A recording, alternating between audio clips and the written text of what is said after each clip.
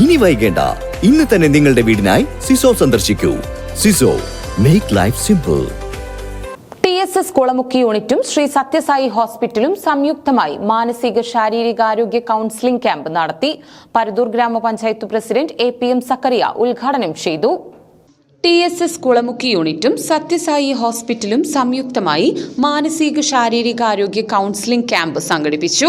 Kulamukku AMLP സ്കൂളിൽ വെച്ച് നടന്ന ക്യാമ്പ് പരദൂർ ഗ്രാമപഞ്ചായത്ത് പ്രസിഡന്റ് APM സക്കറിയ ഉദ്ഘാടനം ചെയ്തു.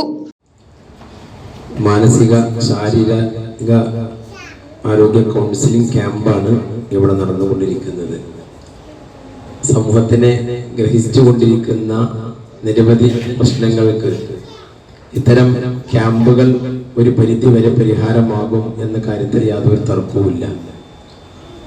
ഇന്ന് കേരള സമൂഹത്തിൽ വളരെയേറെ ഇത്തരം പ്രശ്നങ്ങൾ സങ്കീർണമായിക്കൊണ്ടിരിക്കുന്ന ഒരു പ്രത്യേക സാഹചര്യത്തിലൂടെയാണ് നമ്മൾ കടന്നു പോകുന്നത്.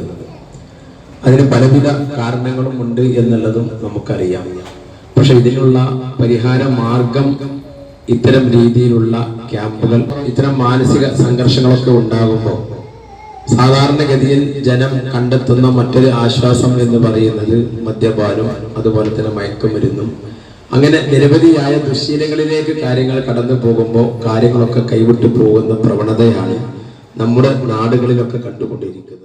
പ്രശസ്ത ഗൈനക്കോളജിസ്റ്റ് ഡോക്ടർ V ആനന്ദ് മോഹന്റെയും പ്രശസ്ത മനഃശാസ്ത്രജ്ഞൻ ഡോക്ടർ P നാരായണന്റെയും മറ്റു ഡോക്ടർമാരുടെയും നേതൃത്വത്തിൽ മദ്യപാനം, ദാമ്പത്യ ജീവിത തകർച്ച, പഠന വൈകല്യം, മറ്റു മാനസിക ശാരീരിക പ്രശ്നങ്ങൾ എന്നിവയ്ക്ക് കൗൺസിലിംഗും ചികിത്സാ നിർണയവും നടത്തി.